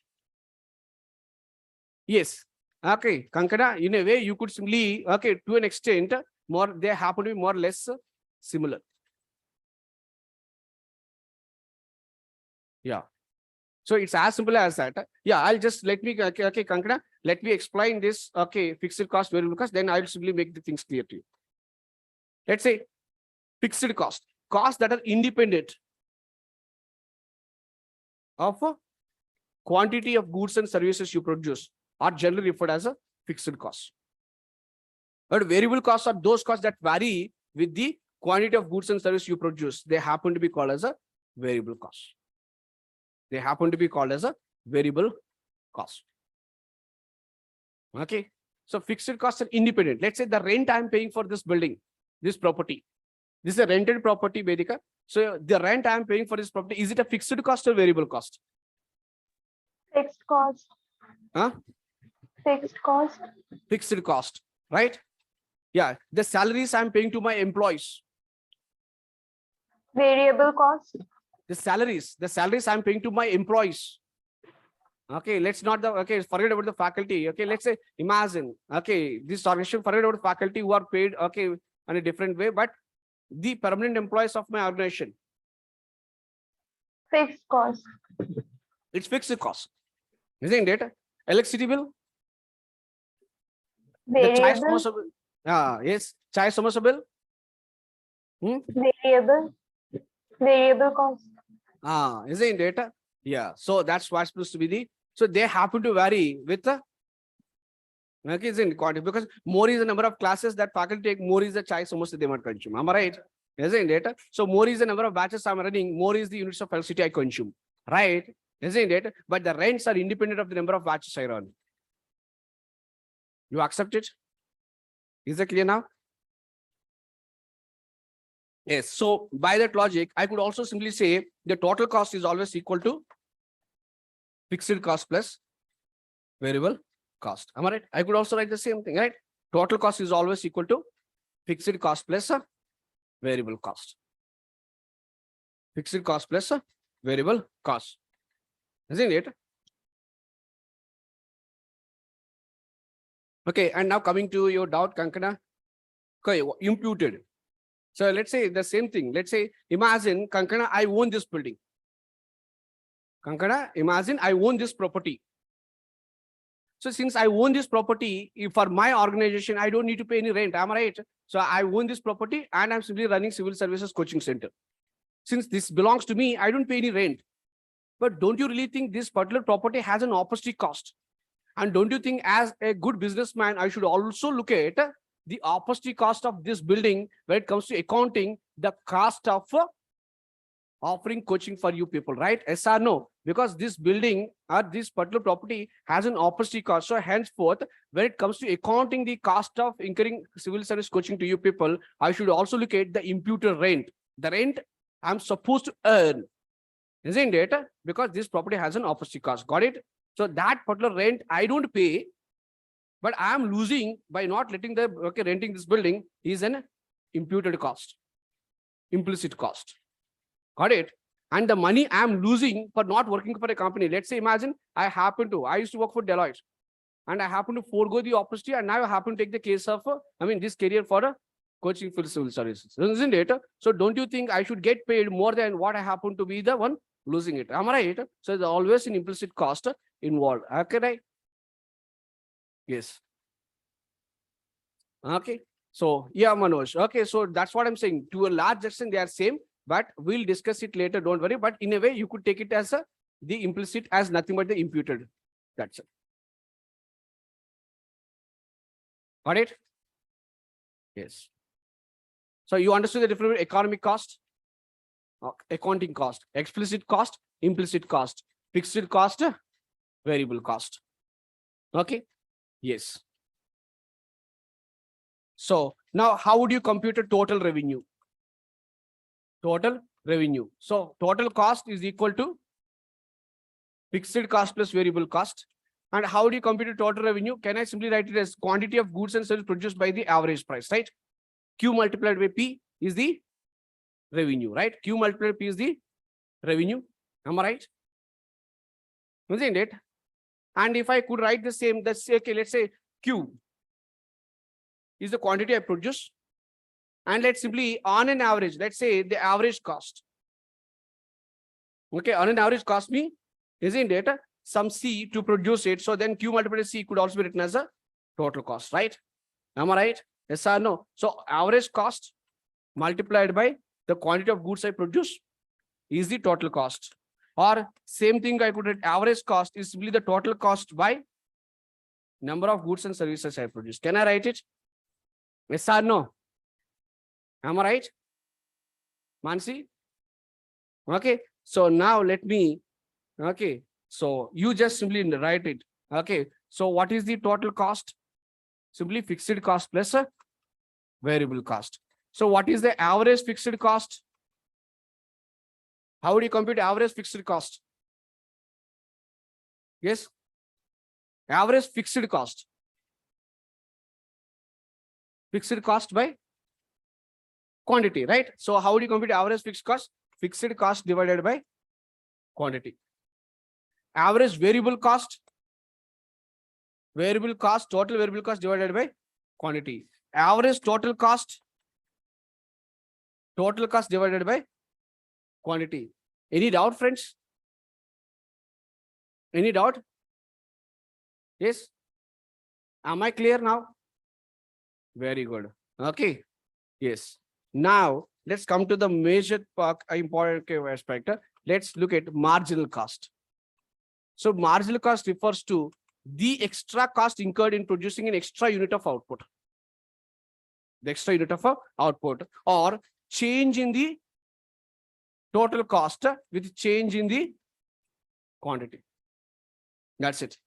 So that means if I'm producing an extra, isn't it? So how much money I'm spending in extra to produce an extra unit of output is what is given by marginal cost.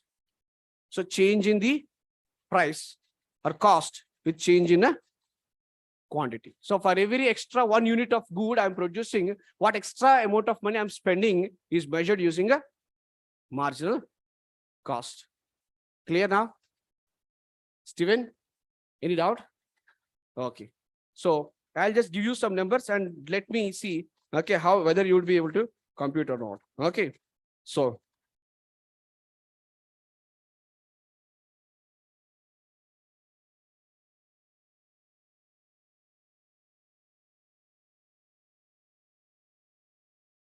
yeah. So I'm just giving you, here is the quantity. Okay. So quantity, I'm just giving you a table and quickly compute.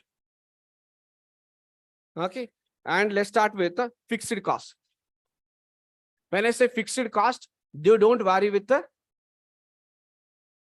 quantity. Let's say the fixed cost, irrespective of the quantity, remains as $3. So everything is in dollars. Let's say $3. So irrespective of the quantity, the fixed cost remains the same.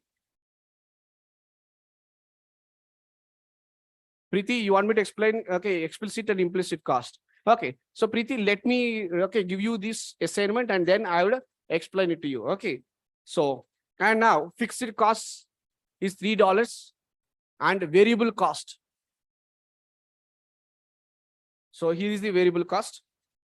Let's say first 0, 1, 2, 3, 4, 5, 6, 7, 8, 9, 10. So that's the quantity for the first 0, isn't it? So you're producing hardly anything, but the fixed cost, because you already spent some money on machinery and capital. So fixed cost happens to be $3, but your variable cost, because you're not procuring any inputs or raw materials for producing it. Okay. So henceforth your variable cost remains 0 when your output remains 0. And then the first unit, the cost increases 0.3, 0.8, 1.5, 2.4, 3.5, 4.8, 6.3, 8, 9.9, and $12. These are the variable costs. Now, Pele, you could use compute, okay, your calculator if you want. Compute total cost. Okay, first compute total cost. And then compute average fixed cost. And then compute average variable cost. And then compute marginal cost. Okay. Yeah. So now Preeti, okay, you could do, okay, just note it down and let me know, then I would explain. I will make your doubt clear. Got it? So I have given you the quantity from 0 to 10, fixed cost, because irrespective of production that remains same, because you already happen to float a factory, isn't it? You happen to buy the machinery and fix it. Since the first unit of, okay, so since you're not started producing anything, the variable cost remains the same, okay, 0, but later it started increasing. For every extra unit, okay, the cost happens to vary. Maybe on the labor, whatever could be the raw materials. So 0.3, 0.8, 1.5, 2.4, 3.5, 4.8, 6.3, 8, 9.9, and 12. So everything in terms of dollars.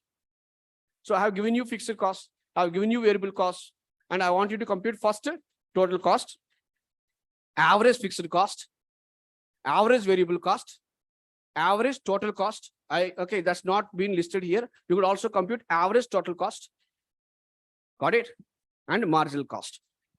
And marginal cost. Preeti, once you write it, let me know. I will explain. Yes, sir. Okay, yeah.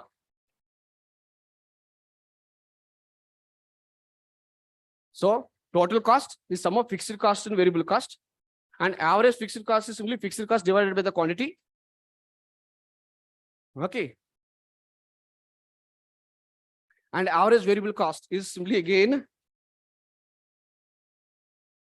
variable cost divided by the quantity, and average total cost, and then the marginal cost.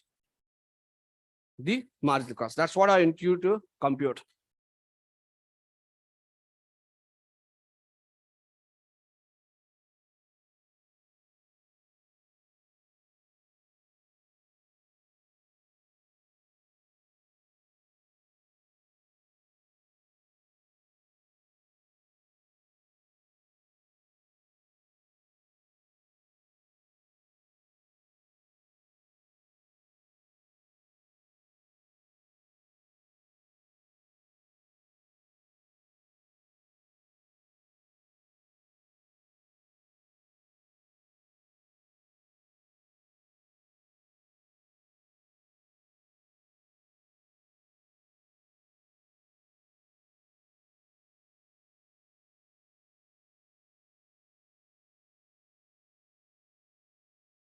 This is the okay basic things that we do in the next coming classes. Also, this is the similar kind of math. Iske alawa, we don't do any complex math. That's it. And you use your mobile phones. I mean, smartphone. Okay, your computer. Okay, let's say what you say, calculator.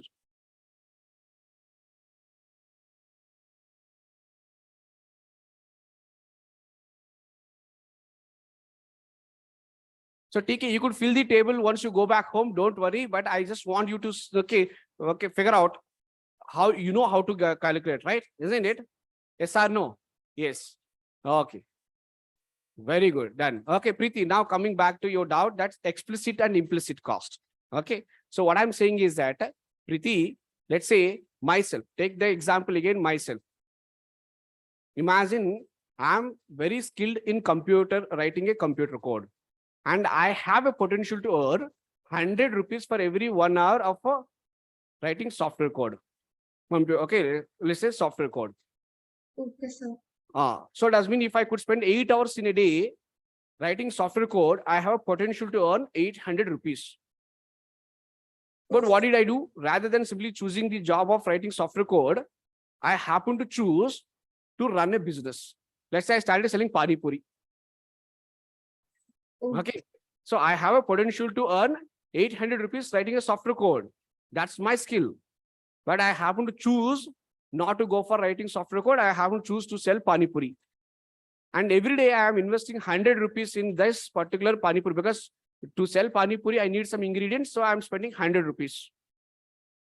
And at the end of the day, the money I am making by simply spending 100 rupees is 120 rupees. So after deducting the money I spent on the ingredients and pani puri, I'm still left with 20 rupees. Now tell me, Preeti, is my pani puri business doing good or bad? Or do you think it makes sense for me to go for running a pani puri shop and earn 20 rupees per day? Is it rational or decision or illogical decision? Irrational decision. It's irrational decision, sir. Why? Why is it so? Because like it, Preeti, I invested 100 bucks. Hardly the money that happens to go out of my pocket to procure the ingredients required for pani puri is only 100 rupees. And I'm making 120 rupees at the end of the day.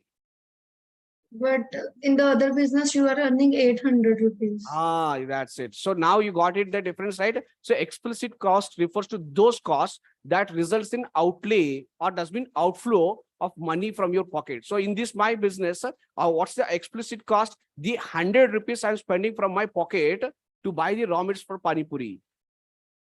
Okay, sir. That's an explicit cost.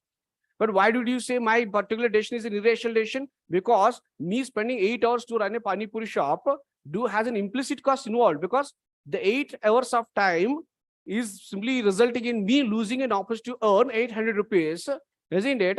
So though that 800 rupees is not leaving from my pocket, but that time allocated for it is resulting in me losing an opportunity to make 800 rupees, right? Yes, So the sir. opportunity cost of me running a pani puri shop per day is not only 100 rupees of money I invest on pani puri ingredients, also on the 800 rupees I am foregoing. And I've called this as my opportunity cost. The cost of next best alternative. So if me not running the pani puri business, I could spend the same 8 hours earning 800 rupees writing a software code. Get what I'm saying? Yes, sir. Okay. So now you got the difference between explicit and implicit cost. Yes, sir. Understood.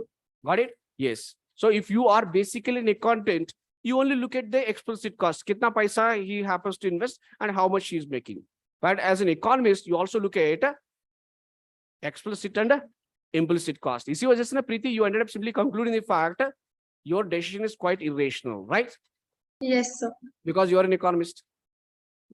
Yes, You sir. being an accountant, what do? Sir, 100 rupees invested, you're making 120 rupees. So 20% on capital employed, it's a good deal. That's what you would conclude, right? Right. That's the difference between accountant and economist. Okay, And sir. we don't simply look at from, okay, so you are no longer accountants. We always happens to be an economist, and henceforth we always look at economic profits, not accounting profits. We only look at economic profits. We say business is in profit only when there's an economic profit, but not the accounting profit. Got it? So Yes, can I sir. end up simply saying a business could report an economic profit, but still could report economic losses? Right? Am I right, Mira? That's it. Okay. So now you got to know how to calculate. Yeah. Do you need any help? No, isn't it? Let's see. For the rest of things, it's very easy, isn't it? Let's calculate the marginal cost. Let's calculate the margin. First marginal does mean you cannot compare. So first one, it happens to be zero anyway. Marginal, because you're not going to compare, isn't it? So okay, look at the first. Okay, so what's the total cost? Okay, so if it is zero, isn't it? For next one, 3.3, and the second one, 3.8, isn't it? So what's the margin? Okay, so you could calculate the average, right? Marginal cost from, okay, this to this. How much it is? 0.3. Okay, so see, the first unit it costs you 3.3. Second unit costs you 3.8. So what's the increase in cost of production for one unit? 0.5. Is 0.5. Okay, and then this, okay, third unit 4.5. And what's the marginal cost? 4.5 minus 3.8. 4.5 minus 3.8, right? Yes or no? And how much it is? 0. Okay, so 4.5 minus 3.8, right? It's 0.7. Isn't it? Yes, so that's sir. how you, Yes, sir. pardon? So does mean, okay, so you're just trying to compute the gap, right? Okay, so here from 0 to 1, it's 0.3, 0.5, 0.7, isn't it? That's how you compute the marginal cost. So change in total cost with change in output. For every 1 unit of increase in output, what extra penny that you are spending is what I happen to call as a marginal cost. Any doubts, Siddharth Sab? Srishti? Okay. So have you computed? Have you computed? Okay. So it's already 5:30. Okay. So I would suggest you to fill the entire table. And tomorrow we're just going to work more on the same table. Okay? Is that clear now? Okay. So tomorrow we'll just simply sketch all the curves. All the curves. Okay. So iske liye, I just want you complete the and fill the entire table. Okay. So coming to class tomorrow, just simply fill the table and come back. Got it? Yes. And at the same time, please do revise before coming to the class. So as soon as the class is done, revise it. And once the class about to start, please do the same thing. Okay. So that's for the day. Will be tomorrow. So Thank is it you, sir. interesting? Yes. Vedika? Minu? Yes. Okay. Yeah. In fact, every class is going to be of the same kind. That's it. Okay. Nothing complex and it's highly engaging. So you don't worry about simply eating too much. You would